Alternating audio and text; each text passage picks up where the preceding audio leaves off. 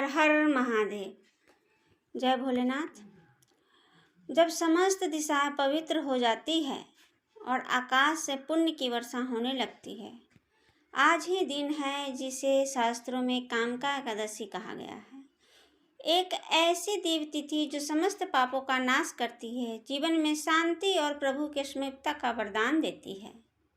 प्रिय भक्तों, आज है श्रावण मास के कृष्ण पक्ष की कामका एकादशी और आप सभी को कामका एकादशी की बहुत बहुत शुभकामनाएं।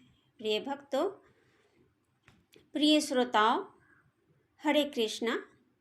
आज हम वंदन करते हैं गारस माता, जो व्रत प्रेरणा है, जो भक्ति की राह में है, जो मनुष्य को श्री हरि की शरण में लाकर पूर्व जन्मों के बंधन से मुक्त कर देती है।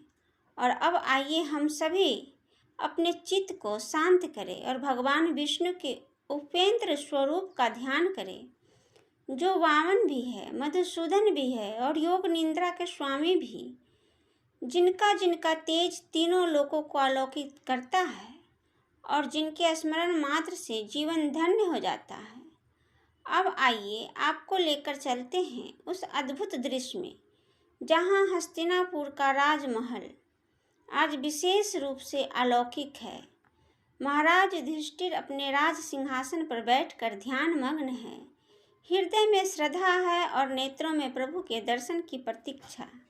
और तभी आकाश में मधुर संगीत गूंजता है। हे प्रभु, स्वर्ण विमान पर विराजमान श्री कृष्ण अपनी तेजस्वी मुस्कान, शांत नेत्र और करुणामय दृष्टि के साथ हस्तिनापुर के प्रांगण में अवतरित होते हैं।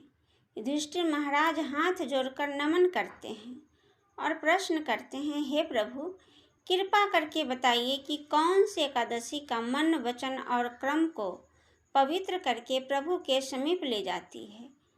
तब श्री कृष्ण मुस्कुराते हुए कहते हैं, हे राजन, आज मैं तुम्हें बताऊंगा कामका एकादशी की वह पुण्य कथा जो देवताओं द्वारा भी वंदनीय है। तो आइए प्रिय श्रोताओं, प्रभु श्री हरि के उपेंद्र स्वरूप ग्यारस माता की वंदना और श्री कृष्ण के मुख से निकली इस पावन कथा में हम अपने मन, वचन और आत्मा को अर्पित करें। श्री पद्म पुराण में वर्णित कामका एकादशी की कथा के अनुसार एक बार धर्मराज युधिष्ठिर ने भगवान श्री कृष्ण से पूछा, हे गोविंद वासुदेव, आपको नमस्कार है। श्रावण मास के कृष्ण पक्ष में कौन सी एकादशी होती है? अब कृपा उसका भी वर्णन कीजिए। तब भगवान श्री कृष्ण बोले, राजन सुनो, मैं तुम्हें एक पाप नाशक उपाख्यान सुनाता हूँ, जिससे पूर्व समय में ब्रह्मा जी ने नारद जी के पूछने पर कहा था। नारद जी ने प्रश्न किया कि भगवान, कमलासन में आपसे यह सुनना चाहता हूँ कि श्रावण के कृष्ण पक्ष में जो एकादशी होती है उसका क्या नाम है, उसके कौन से देवता है और उससे कौन सा पुण्य मिलता है? प्रभु, यह सब बताइए। तब ब्रह्मा जी ने कहा, नारद सुनो, मैं संपूर्ण लोगों के हित की इच्छा से तुम्हारे प्रश्न का उत्तर दे रहा हूँ। श्रावण मास में जो कृष्ण पक्ष की एकादशी होती है उसका नाम कामिका है। उसके स्मरण मात्र से वाजपेयी यज्ञ का फल मिलता है। उस दिन श्रीधर, हरि, विष्णु, माधव और मधुसूदन आदि नामों से भगवान का पूजन करना चाहते हैं। भगवान श्री कृष्ण के पूजन से जो फल मिलता है वह गंगा, काशी, नैमिषारण्य तथा पुष्कर क्षेत्र में भी सुलभ नहीं है। सिंह राशि के बृहस्पति होने पर तथा व्यातित और दंड योग में गोदावरी स्नान करने से जिस फल की प्राप्ति होती है वही फल भगवान श्री कृष्ण के पूजन से भी मिलता है।